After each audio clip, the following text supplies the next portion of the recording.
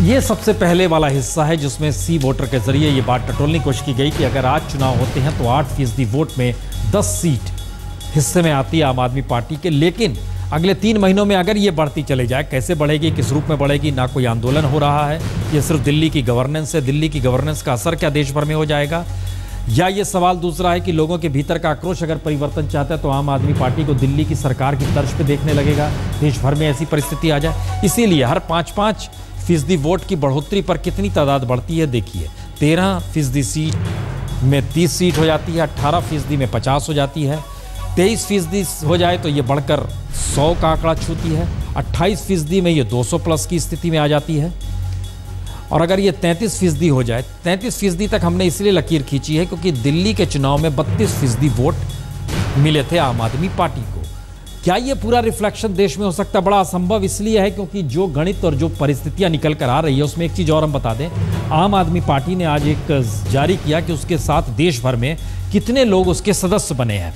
और ये भी बड़ा महत्वपूर्ण है कि देश में उसके पास एक आंकड़ा उन्होंने रखा था कि 26 जनवरी तक हमारे साथ जुड़ जाएंगे तकरीबन 1 करोड़ लोग जो कि फॉर्म भरेंगे या यूनिक ऑनलाइन रजिस्ट्रेशन होगा। लेकिन वो तादाद अभी पहुंची है 50 लाख तक जो इन्होंने आज आंकड़े जारी किए। उसमें सबसे ज़्यादा उत्तर प्रदेश के लोग हैं, जो उत्तर प्रदेश इस 50 लाख में तकरीबन 11.5 लाख उत्तर प्रदेश का हिस्सा है, जो सबसे बड़ा हिस्सा है। आपके जहन में आ रहा होगा कि दिल्ली की क्या स्थिति है। दिल्ली की स्थिति हम बताने की कोशिश करते हैं आपको। दिल्ली की स्थिति में 3,60,000 ऑफिस रजिस्ट्रेशन है और इसके बाद 3,60,000 के बाद तकरीबन 2.25 लाख यूनिक ऑनलाइन है। इसका मतलब है 5.5 लाख के तकरीबन दिल्ली में बने हैं। तो दिल्ली में सबसे ज़्यादा 5 सीट भी जीत रही है। इसके आगे की स्थिति हम आपको दिखलाते हैं। एक सवाल बड़ा महत्वपूर्ण था कि देश भर में चूंकि मुख्यमंत्री के तौर पर अरविंद केजरीवाल ने जिस तरीके से ऐलान किया उसमें उनकी पहचान एक नई बनी जरूर है। तो क्या देश भर के मुख्यमंत्रियों की कतार में वो सबसे बेस्ट आ गए हैं? यकीनन अरविंद केजरीवाल 21% के साथ टॉप पर है, जो देश के 5 पसंदीदा मुख्यमंत्री हैं। क्योंकि बार बार इसका जिक्र होता है गुजरात का। गुजरात के मुख्यमंत्री इस टॉप लिस्ट में जो सीएम की लिस्ट है उसमें दूसरे नंबर पर है 18% के साथ, और तीसरे नंबर पर शिवराज सिंह चौहान है 8% के साथ। और उसके बाद कोई बीजेपी कांग्रेस नहीं बल्कि नीतीश कुमार है 5% के बाद चौथे नंबर पर है। और एक और बड़ा महत्वपूर्ण है कि जिन्हें लोग सोचते हैं कि पता नहीं कैसे निर्णय लेती हैं, वो ममता बनर्जी 5वें नंबर पर हैं 2% के बाद। ये एक पूरा स्टाइल शीट है राज्यों के मुख्यमंत्रियों को लेकर। लेकिन इन सब में अरविंद केजरीवाल के अगर नंबर 1 अगर हो रहे हैं तो इसका एक मतलब यह भी है कि बहुत कम दिनों में जो प्रयोग राजनीतिक तौर पर हो रहे हैं, क्या उसे देश भर में मान्यता मिल रही है? लेकिन इसमें एक सवाल और आता है, ईमानदार राजनेता। ईमानदार राजनेता में देखिए, ईमानदारी के साथ साथ ये एक बड़ा महत्वपूर्ण बात है, मनमोहन सिंह से ज़्यादा ईमानदार नरेंद्र मोदी हैं ये, और राहुल गांधी से ज़्यादा ईमानदार नरेंद्र मोदी हैं। राहुल गांधी से ज़्यादा उम्मीदवार अरविंद केजरीवाल नंबर 1 पे हैं। चूँकि ये ईमानदारी और भ्रष्टाचार के खिलाफ के नारे लगाते हुए पार्टी यहाँ तक पहुँची है, तो ये तमगा उनके साथ जुड़ा हुआ है। और ये बार बार सवाल आता है कि ये तमगा अरविंद केजरीवाल के साथ जुड़ा है। लेकिन एक स्थिति नहीं देखिए कि ये इस कैटेगरी में नरेंद्र मोदी 16%, मनमोहन सिंह 13%, राहुल गांधी 8%, ममता बनर्जी 6%। ये परिस्थिति बतलाती है। और इसका हम लोग जिक्र इसलिए भी कर रहे हैं क्योंकि हम इसको दिखलाने भी वाले हैं कल, खासतौर से जो राष्ट्रीय तौर पर जो सर्वे किया गया है उसकी भी परिस्थिति दिखाएंगे। हमारे साथ जुड़े हुए हैं राहुल मेहरा साहब। सुधांशु मित्तल जी हमारे साथ जुड़ चुके हैं, बीजेपी के नेता। सुधांशु मित्तल जी, एक बड़ा सीधा सवाल, जो बात निकल कर आ रही है उसमें 1 बरस पुराने राजनीतिक दल की जो पूरी कार्य प्रणाली है, उसके जो तौर तरीके हैं, जो निर्णय है, उसका प्रभाव देश के राष्ट्रीय राजनीतिक दलों पर क्यों पड़ रहा है? प्रसून जी, जो अभी तक आपने ग्राफ दिखाए, उन ग्राफों में असलियत से ज्यादा कुछ छुपाया भी गया। अब जैसे देखिए, सोफोलॉजी थोड़ी बहुत मैं जानता हूं, उसमें एक सीधा प्रश्न हमेशा यह पूछा जाता है कि आप किसको देश का प्रधानमंत्री देखना चाहते हैं। मैं अभी तक जो ग्राफ देख रहा हूं उसमें यह आ ही नहीं रहा कहीं। उसमें आ रहा है कि अगर कांग्रेस ना हो और भाजपा ना हो तो अरविंद केजरीवाल, फिर किसको देखेंगे, या फिर ईमानदार कौन है? अरे लोगों की चॉइसेस जो होती है, लोगों की जो पसंद होती है वो होती है हम इस व्यक्ति को देश का प्रधानमंत्री देखना चाहते हैं।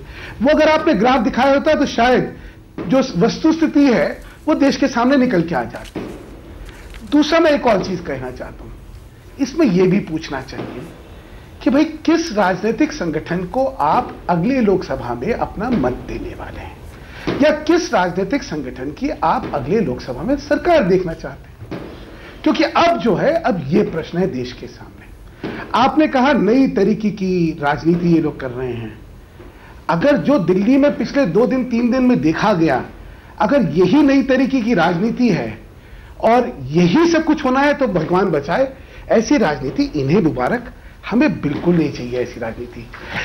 अरविंद केजरीवाल जी ने एक बड़ा अच्छा बयान दिया था, उन्होंने कहा भाई हम बीच का रास्ता नहीं अपनाते हैं, हम आर पार की लड़ाई लड़ते हैं।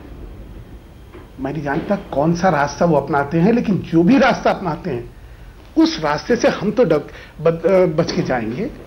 क्यों?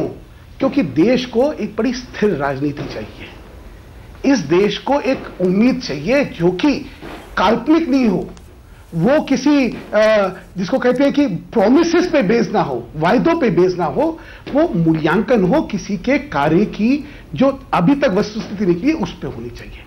तो विश्वसनीयता और मूल्यांकन जो निकलेगा वो कार्य बनाम वायदों पे निकलेगा। अभी तक केजरीवाल जी ने संघर्ष करके वायदे करे हैं, उनकी कार्यशैली और उनके कार्यों का असर अब आगे सामने आएगा। मैं तो सिर्फ एक शेर ध्यान आता है, बदले बदले मेरे सरकार नजर आते हैं, मुझको बर्बादी के अवसर नजर आते हैं। नहीं, ये ठीक है, आपने अपनी बात कही है। 2 चीज बता दें। एक, जो आपने जिन सवालों का जिक्र किया वो सवाल हम कल लेकर आएंगे। जो सवाल आपने किया वो सवाल एक राष्ट्रीय परिप्रेक्ष्य में पूछे गए हैं। आज हमारे जहन में आम आदमी पार्टी इसलिए थी क्योंकि 1 बरस पुरानी पार्टी को 8% वोट इस देश के मिल रहे हैं। हमारा खाली सवाल हम ये जानना चाह रहे हैं कि क्या इन्होंने धरना दिया, ये तो आप कहते हो ना कि वो तो कहते हैं कि हम इसी तरीके से करेंगे और जनता हमारे साथ है। हम ये खाली कह रहे हैं कि यही स्थिति तो 8 दिसंबर से पहले थी। हम खाली एक चीज़ जानना चाह रहे हैं कि क्या ये राजनीति भविष्य की राजनीति को प्रभावित कर रही है और राष्ट्रीय राजनीतिक दल इससे प्रभावित हो रहे हैं या नहीं हो रहे हैं? आप इस पर जरा सा बोलिए तो फिर हम चले जरा आम आदमी पार्टी के पास। हाँ, मेरा मानना है कि बिल्कुल, जहां तक भाजपा का सवाल है, हम इस तरह के प्रभावित हो ही नहीं रहे, क्योंकि ये जो सब कुछ देखा गया है ये तो कार्यशाली हम मान ही नहीं सकते जी। एनआरकी की बता, आप भाषा का प्रयोग देख लीजिए, आप आचरण देख लीजिए, ये कार्यशैली तो हमारी राजनीति को प्रभावित कर ही नहीं सकती है। और एक और मैं चीज कहना चाहता हूं, आप ही के हिसाब से अगर 8% भी आ रहा है वोट, अगर आपने ये कह रहे हैं तो आ रहा है। चलिए, आप ऐसा जिक्र करते हैं। देखिए, दूसरी स्थिति हम आपको दिखलाते हैं। आप नहीं, आपने एक बात कही। एक मिनट। अरे आप 10 मिनट कहते रहिए, हमें क्या बोलिए। 1 मिनट बस, 1 मिनट बस। मैं सिर्फ ये कहना चाहता हूं, पहले देखिए क्या हुआ, सारी व्यवस्था ने, मीडिया ने, सबने इनको कम आंका। ये सही है कि इनको कम आंका। अब दूसरी तरफ से क्या हो रहा है, एक नी जर्क रिएक्शन जिसको कहते हैं वो हो रहा है। अब इनको बहुत अधिक आंका जा रहा है। सत्यता जो है, सत्यता तब भी नहीं थी, सत्यता अब भी नहीं है, मेरा ये मानना है।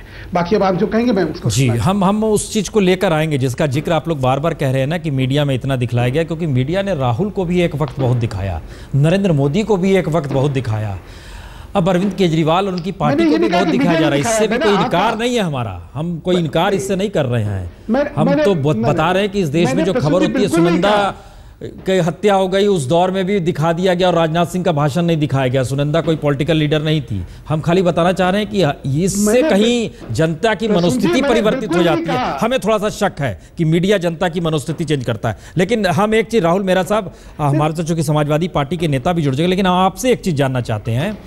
आप लगातार हमारे साथ जुड़े हुए हैं। जो राजनीति जहां से शुरू हुई और उसमें संयोग से कल की जो घटना सामने आई धरने वाली, आपको लगता है वो धरने वाली स्थिति एक बॉइलिंग पॉइंट रही इस पॉलिटिकल प्रोसेस में, या सिर्फ एक हिस्सा है, यानी भविष्य में भी ये सारी चीजें इस रूप में चलती रहेंगी? राहुल जी। देखिए, जब बहुत अहम मुद्दे आते हैं तो उन अहम मुद्दों के लिए आप जो रास्ते दूसरे पॉलिटिकल पार्टीज चाहेंगी कि आम आदमी पार्टी भी अपनाए, क्योंकि वो ये चाहेंगी कि कोई ऐसी तरीके से कोई ऐसी चीज़ ना करी जाए जिससे कि स्टेटस को कोई ठेस पहुंचे। वो चाहते हैं कि जैसी राजनीति चल रही है, जिस पटरी पर चल रही है, उसी पटरी पर चलता रहे, क्योंकि उससे उनको फ़ायदा होता है। तो हम तो उनको फ़ायदा कराने नहीं आए, हम तो आम आदमी के फ़ायदे के लिए आए हैं। तो जब जो निर्णय हमें लगेगा कि आम आदमी के हित में है, हम उस तरीके से उसको चलेंगे। और अगर कोई गलती करेंगे तो हम पहले भी कर चुके हैं, आगे भी हिचकिचाएंगे नहीं माफ़ी मांगने में अगर कोई गलती होगी। लेकिन मैं आपसे दो चीज़ें मैं आपसे आपके माध्यम से यहाँ रखना चाहता हूँ, क्योंकि पिछले आधे घंटे से मैं सुन रहा हूँ पहले हर्षवर्धन साहब को, सुधांशु मित्तल जी को और सबको, दो चीज़ें कही जा रही हैं। सबसे पहली कि ये हमसे कुछ ना सीखना चाहते हैं, ना इनका कोई इच्छा शक्ति है, ना ये सोचते हैं कि जो हम कर रहे हैं वो सीखने लायक है। ये एक अभी सुधांशु जी ने बात कर रखी। तो मैं तो सिर्फ 2 या 3 उदाहरण आपको दे सकता हूं, और आप जो व्यूअर्स हैं वो अपने आप समझदार हैं, वो समझ लेंगे क्या बात है। सबसे पहली, क्या ज़रूरत पड़ी थी हर्षवर्धन साहब को लाने की और विजय गोयल साहब को हटाने की? ये किसने ये बदलाव लाया? दूसरी, क्या ज़रूरत थी आपको प्रॉमिस देने की कि हम भी 70 मैनिफेस्टो लाएंगे, हर कॉन्स्टिट्यूएंसी में एक लाएंगे? आप 3 के बाद थक गए, आप नहीं ला पाए, वो अलग बात है। क्या ज़रूरत है अब आपको कि आप घर घर जाकर, जबकि आपके बैंक बैलेंस में 1570 के आसपास करोड़ रुपया आपके पास पड़ा है, आपको कोई पैसे की कमी नहीं है, लेकिन आप घर घर जाकर कहते हैं, और नरेंद्र मोदी साहब ने भी ये नारा लगाया कि हम तो लोगों के पास जाएंगे, उनसे जुड़ेंगे और उनसे पैसा और चंदा मांगेंगे। ये आपने क्यों किया? पहले तो आप नहीं कर रहे थे। फिर चौथी चीज़, अब आप कहते हैं हम डोर टू डोर जाएंगे। पहले तो आपकी ये कैंपेनिंग नहीं हो रही थी, तो ऑटो में आपने कभी पोस्टर नहीं लगाए, आपने इस बारी लगाए। तो बहुत सारी ऐसी चीजें हैं जो हो रही हैं, वो नकारेंगे, वो उनका पूरा अधिकार है, वो नकार सकते हैं। दूसरी चीज, नहीं हम बुक्कल नवाब साहब समाजवादी पार्टी के नेता हैं। बुक्कल नवाब साहब एक चीज बताइए, हम एक आंकड़े देख रहे हैं आम आदमी पार्टी के। आप मुझे देखिए, मैं बहुत देर से सुन रहा था, सिर्फ 30 सेकंड का समय और दे दिए प्लीज, आपकी कृपा होगी बड़ी। हर्षवर्धन साहब ने एक बात करी नरेंद्र मोदी साहब जी की, और मेरे मन में उनके लिए बहुत आदर है और बहुत सम्मान है मोदी साहब के लिए। लेकिन मैं आपके माध्यम से एक चीज कहना चाहूंगा कि उन्होंने कहा कि वो सतर्क हैं, वो स्पष्ट तरीके से वो निर्णय लेते हैं, वो पाक साफ हैं और सब कुछ कहा। तो 4 प्रश्न रख रहा हूं आपके माध्यम से। इसके ऊपर आज तक टिप्पणी क्यों नहीं करी? नंबर 1, सिर्फ 4 प्रश्न छोटे। नंबर 1, लोकपाल में सीबीआई को उन्होंने केश पैरेट को अलग क्यों नहीं करने दिया? नंबर 2, जो क्रिमिनलाइजेशन ऑफ पॉलिटिक्स है उसके ऊपर उनका क्या कहना है? आज तक कोई चीज नहीं करी। सीआईसी का एक सुप्रीम कोर्ट का ऑर्डर है, उसको उन्होंने अवहेलना करी। नंबर 3, आरटीआई में सीआईसी ने कहा कि सारी की सारी पारदर्शित करिए अपनी फाइनेंशियल जो आपके पैसे आते हैं। आज तक बीजेपी ने आज तक उसके ऊपर कुछ नहीं रखा। और चौथी चीज, बीसीसीआई में गुजरात क्रिकेट एसोसिएशन के वो प्रेसिडेंट हैं, वो अभी भी उन्होंने वोट डाली एन श्रीनिवासन, जो कि बिल्कुल ही माना जाता है कि भ्रष्ट आदमी हैं, और उनके जो दामाद के ऊपर चीजें हुई और बाकी चीजें हुई। तो ये 4 मुद्दों पर आज तक इतने स्पष्ट, सतर्क और इतने जो सटीक जो नेता हैं वो क्यों नहीं बोले? इससे पता चलता है कि ये कॉम्प्रोमाइज की जो राजनीति है ये भारत में भी खेली जाएगी, और ये दिखाने की बात एक है और करने की बात कुछ और है। चलिए, 30 सेकंड मांग के 3.5 मिनट लिया है आपने। बुक्कल नवाब साहब, समाजवादी पार्टी ने समर्थन क्यों किया धरने का, और इस बात का जिक्र क्यों किया कि सही हो रहा है जो हो रहा है दिल्ली में? देखिए, जो हो रहा है वो सही हो रहा है, वो समर्थन किया। लेकिन ये है कि जो कुछ भी ये आप पार्टी का जहां तक के सवाल पैदा होता है, ये आप पार्टी जो है ये बिल्कुल एक नौटंकीबाज पार्टी है। तो समर्थन कर रहे हैं कि विरोध में ये नौटंकीबाज पार्टी है, नौटंकी करती है, पब्लिक को साथ में लेकर चलती है, पब्लिक को रिझाने की कोशिश करती है, झुनझुना हिलाने के दिखाने की कोशिश करती है। जैसे बंदर का नाच होता है, लोग इकट्ठा करते हैं, उस तरीके का ये सब कार्य। राम गोपाल यादव जी का बयान है, राजेंद्र चौधरी का बयान है, आप ही के नेता हैं, उनका कहना है जो कर रही है सही कर रही है, इसलिए हम पूछ रहे हैं आपसे। देखिए, उनकी क्या राय है, उनके बारे में तो हम कुछ कह नहीं सकते। जो भी उनकी राय है उसके ऊपर हमारी कोई किसी तरह की कोई टिप्पणी नहीं है। लेकिन ये जो है ये पार्टी जो है आप पार्टी जो है बिल्कुल ही समझ लीजिए कि ये मतलब इनको अभी सीखने की जरूरत है। इनको स्कूल में जैसे ट्रेनिंग होती है, इनको ट्रेनिंग देने की जरूरत है। और ये बिना विदाउट ट्रेनिंग के कोई जो जैसे कोई आ जाता है और हवाई जहाज चलाना शुरू कर दे तो वो तो लड़ा देगा। चलिए, अभी तक क्रैश नहीं हुआ है, हवाई जहाज उड़ रहा है, क्रैश थोड़ा ही